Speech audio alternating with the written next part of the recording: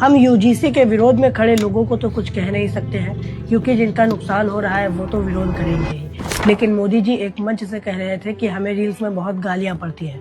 कोई ना मोदी जी, हम आ गए हैं तारीफ करने के लिए, क्योंकि आपने और आपकी सरकार ने इस बार काम ही तारीफ करने योग्य किया है।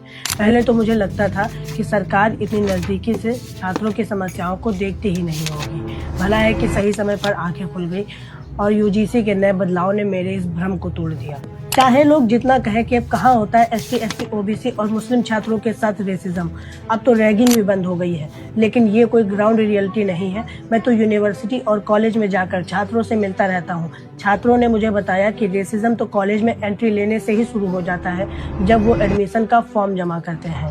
कुछ दलित छात्र तो बड़ी मुश्किल से माता पिता के अथक प्रयासों से आरक्षण का सहारा लेकर कॉलेज में एंट्री तो ले लेते हैं, लेकिन सवाल उसके बाद शुरू होते हैं कि किससे दोस्ती करें, कौन से टीचर ठीक है और कहां पर चुप रहना है ताकि निशाना न बने। फिर भी छात्र निशाना बनते हैं अपने नाम और सरनेम की वजह से। यूनिवर्सिटी ग्रांट्स कमीशन यूजीसी का डाटा बताता है कि 2019 से 2024 तक 704 यूनिवर्सिटी के 1553 कॉलेज में कुल 1160 जातिगत भेदभाव की शिकायतें दर्ज हुई हैं। ये वो केस है जो कि यूजीसी के नज़र में आए हैं। इसके अलावा इक्वल अपॉर्चुनिटी सेल और एसटी एससी सेल के जरिए जितनी भी शिकायतें सामने आती हैं, वो मामले तो अलग ही होते हैं। हम यूजीसी के विरोध में खड़े लोगों को तो कुछ कह नहीं सकते हैं, क्योंकि जिनका नुकसान हो रहा है वो तो विरोध करेंगे ही। लेकिन मोदी जी एक मंच से कह रहे थे कि हमें रील्स में बहुत गालियां पड़ती हैं। कोई ना मोदी जी, हम आ गए हैं तारीफ करने के लिए, क्योंकि आपने और आपकी सरकार ने इस बार काम ही तारीफ करने योग्य किया है।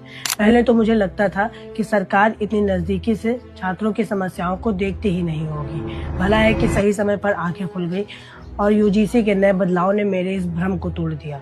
चाहे लोग जितना कहें कि अब कहाँ होता है एसटी, एससी, ओबीसी और मुस्लिम छात्रों के साथ रेसिज्म, अब तो रैगिंग भी बंद हो गई है। लेकिन ये कोई ग्राउंड रियलिटी नहीं है। मैं तो यूनिवर्सिटी और कॉलेज में जाकर छात्रों से मिलता रहता हूँ। छात्रों ने मुझे बताया कि रेसिज्म तो कॉलेज में एंट्री लेने से ही शुरू हो जाता है, जब वो एडमिशन का फॉर्म जमा करते हैं।